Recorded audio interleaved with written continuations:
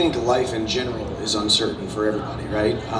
Obviously for me, the last year and a half since I got the phone call in January of 2022 about The Ultimate Fighter, there was a little bit of certainty there doing The Ultimate Fighter, and then originally it was, hey, we're gonna fight in September after the show. Obviously we know how that played out. We got booked for the following June. And then, the last couple of weeks, I honestly was just living in it. Obviously press conference gets canceled. Luckily, I didn't fly over there.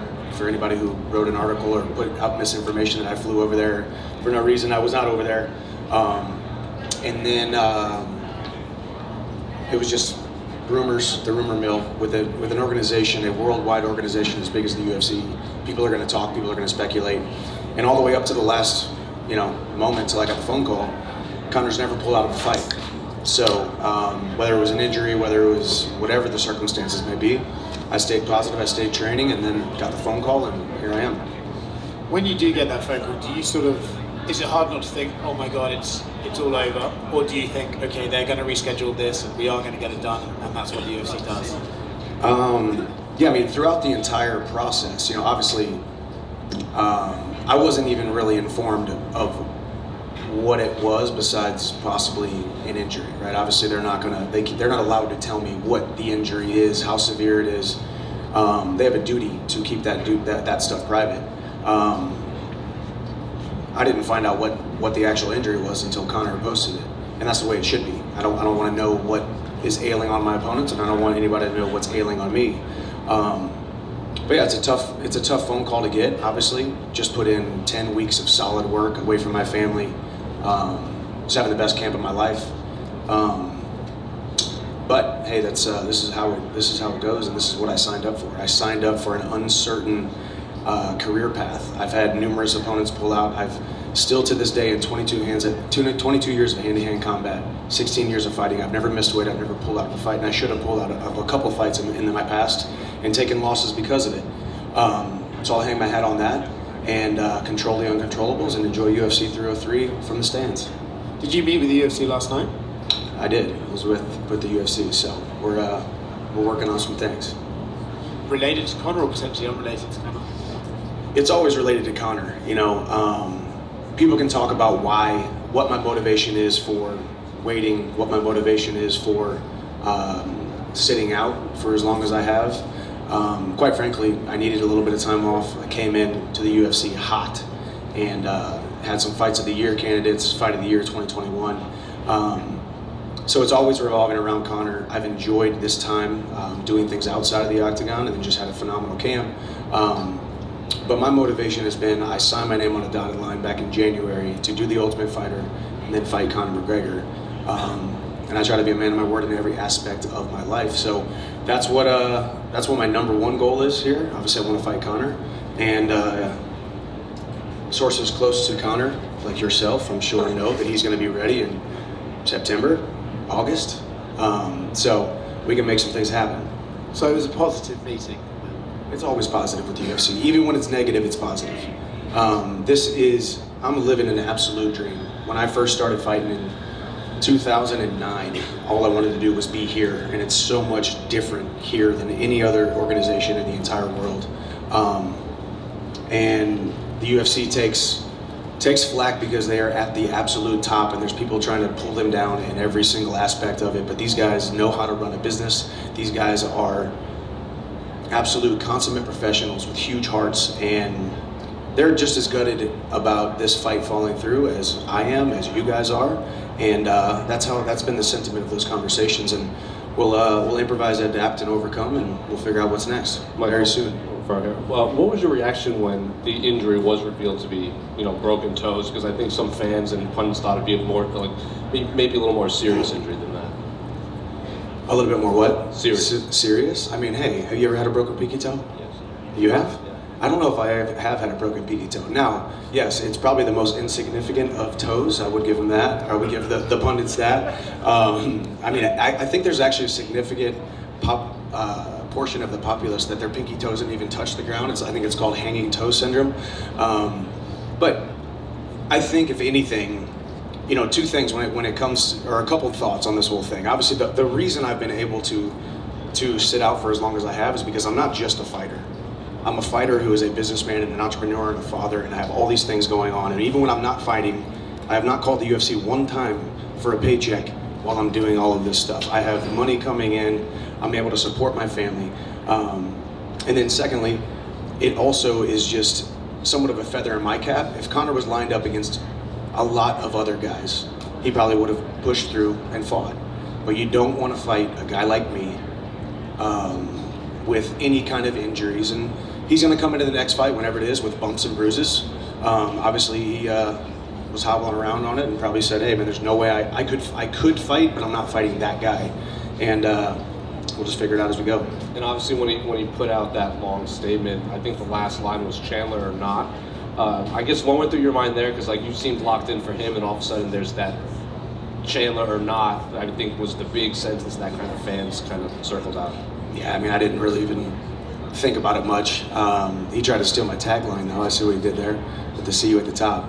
But man, I'm not really that worried about it. I mean, Conor can't, at this point, and I've said this publicly, I'm not letting him off the hook.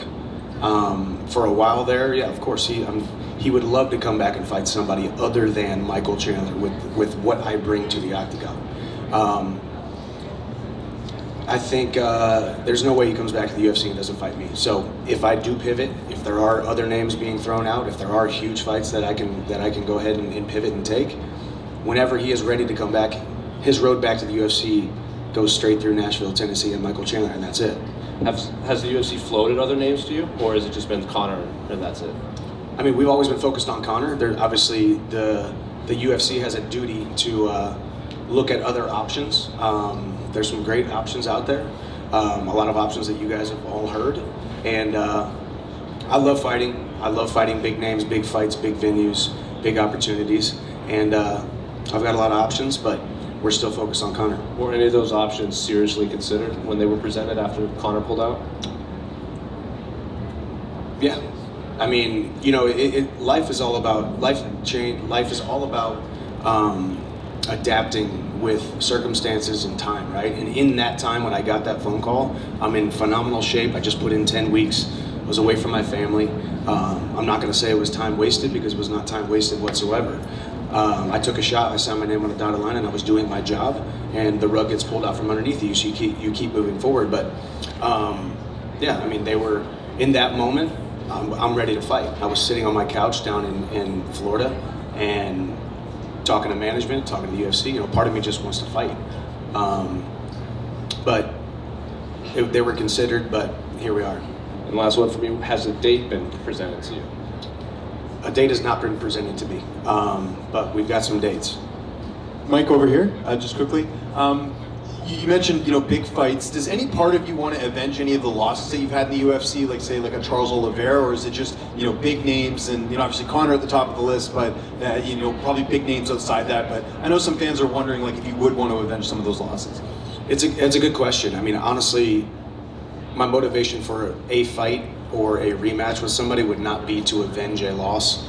I look at this sport like on any given night, any of us inside the top 5, top 10 could beat each other. Any one of us could be the world champion on any given night in our weight classes. I like that matchup with Charles. You know, obviously you would allude to Gaethje and Poirier and these guys who I've lost to, and I have a ton of respect for those guys. Loved competing against them the first time, and would welcome a rematch down the line, because I think everybody would be intrigued by the rivalries that we have had now. I just saw Charles, you know, yesterday, and we, you know, shook hands, gave a hug, and, you know, God bless you type of situation. So, ton of respect for these guys, and we'll see.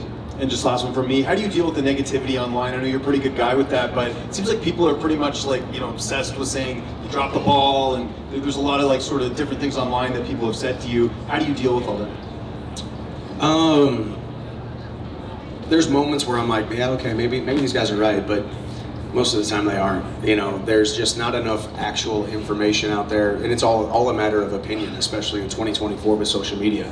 I mean, if anything, if you read between the lines of the negative comments, it's not that people, obviously the haters are gonna hate, right? But so many people just wanna see me fight. You know, I take it as a compliment when people talk about the layoff, people talk about me not being inside of the octagon, because go sit in any one of these arenas on any Saturday night, any given Saturday night, whether it's a fight night or it's a pay-per-view, when I step inside the octagon, there's just a different feel, there's a different speed, there's a different amount of violence that happens. So I take it as a compliment, because I am a desired individual to watch in this sport, and I put butts in seats.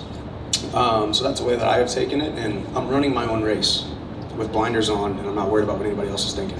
Michael, in the middle, you said that, it's been floated that Conor would be ready either August or September. If it's September, then that puts it at the event at the Sphere. It's about 10 weeks from now. You've talked about having other things going on. You're a father and you're a businessman. How disruptive is it for you to spend another 10 weeks in a camp, which basically is a possibility that you may have a fight lined up?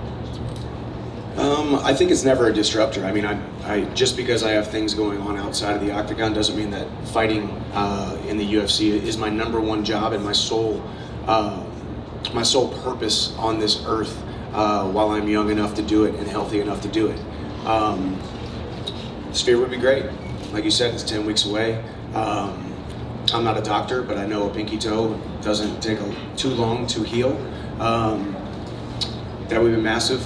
You know, it sounds to me like it's going to be a one and done type of event. Dana has touted it as the biggest event in UFC history, and it may never be done before. And if you want to do the numbers that they want to do, it seems as though this fight between myself and Conor would fit the bill. I am not the one to make those decisions, but the UFC knows I always have my work boots on, and I'm ready to go tomorrow if they want to go. I'm not fighting you, but I did break my pinky toe twice last year. Oh my Just gosh. saying. So how long does it take to recover? I got on 6-inch heels. Oh, see? We're good. We're Just good. saying. Connor's wearing slippers at Bellator fights, so he's the Bellator tick. Mike, over here. I know you've accomplished a lot of different things across different platforms and organizations, but would a potential win against Conor McGregor be the most feel-good moment in your career, given how long this build-up has been? Yeah, I think, you know, at the very onset of this process, that size of a fight with that amount of eyeballs, that's what we're striving to as mixed martial artists. We get into the sport to be the best and to be on the biggest stages under the brightest lights on the biggest platforms, and that checks all boxes. But now, especially with the storyline, with the intrigue, waiting in the wings, the build-up, the marination of this entire thing, yeah, I think it would be. It's going to be very satisfying when I make true on my word to show up whenever the next date is and knock him out. It was going to be the second round, and now he lit a fire in him. It's probably going to be the first round. You brought up Dustin Poirier there a couple minutes ago.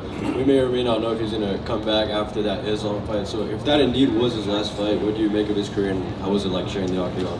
Yeah, I mean, Dustin is, you know, I love seeing the love that he has gotten over these last couple weeks, because you don't really know what you got until it's gone, right? So in this sport, that's very fickle, and the fans are with you one week and aren't with you the next week. That man has been doing this since he was a teenager and fought all these times in the UFC, fought for world titles, and he's revered by many. So hats off to him if this is his you know, retirement and moving on to the second chapter of his life. And it was an honor to share the octagon with him. Dustin and I aren't the best of friends. I think there's a little bit of bad taste in his mouth for me, and maybe a little bit for me for him. But I wish him nothing but the best. Michael, over here, how tough is it for you to be here tonight, and how tough do you think it'll be as the main event approaches to be sitting in the crowd instead of in the cage? I think as an athlete, you get really good at compartmentalizing things. I can honestly say it really hasn't been very hard. I mean, every now and then, I mean, more than anything, it's International Fight Week, and I have taken pictures with, shaken the hands, and met over 1,000 fans this weekend, and every single one of them talking about the flights that they took, where they came from, the tickets that they bought. They all came here to watch me fight Conor. So obviously I'm constantly reminded of it. But as an athlete, you get really good at compartmentalizing it, and I don't think it has affected me as much as most people would think it has. It's just the way the world goes, man. It's just the way life is. You get knocked down, you get let down, and the true measure of a man is how he stands under circumstances like this. I guess when we do hear the next date, every fan is going to be like, yeah, right, it's not going to happen. He's going to pull it at some point. It's not going to come about. How do you go through camp knowing like any day I get the call that it's not going to happen? Like I just have to train like it actually is going to happen. How do you kind of keep that mentality? It's what I've done since I was 14 years old. There is no certainties. I mean, I have thrown myself into the fire every single day since I was 14 years old in hand-to-hand combat, watching teammate after teammate fall to injury, fall to sickness, get transferred, get kicked out of school, get in car accidents, have family members pass away, like all of these different things. We brave the unknown every single day, and it gets lost on so many people who criticize us for what we do and how much we throw ourselves into the fire every single day. Every single practice could be my last, not just in mixed martial arts, but with 2 capable arms and 2 capable legs. This is what we do. And that's why everybody shows up to these arenas every single weekend and watches us on pay-per-view, or they show up in person. So I just put one foot in front of the other, and I do exactly what I've done since I was 14 years old. And truthfully, people can criticize what I have done and how I have handled this and the decisions that I have made or not made. But the way that I have gone about this is a blueprint for how people can or should be handling the circumstances that they have to go through in life. And if I have to be that guy who falls on that sword, and I have to be that guy who climbs that hill, that's the hill I'm going to keep on climbing until this fight gets booked. And you mentioned it's been 1.5 years of your life. It could potentially be 2 years, if you're waiting for another date. If it never happens, are you okay with that, with your career? Absolutely. Is it gonna be a little bit of a letdown? Yeah, but I'm not in control of this. You're not in control of this. Not just my UFC career, but my entire life. We're not in control. So, would I look at it and say, okay, maybe that was wasted time, but maybe it wasn't, I've done a lot of growing over the last 1.5 years. It's been really enjoyable, a lot of fun. I don't think it's gonna be a letdown. And maybe that's me protecting myself from the letdown and just not really thinking about it. Just like you said, asking about the question about going through training camp, waiting for that phone call. I'm not gonna wait for the phone call, and I'm not gonna wait for this fight to fall through. I'm just gonna keep on moving forward.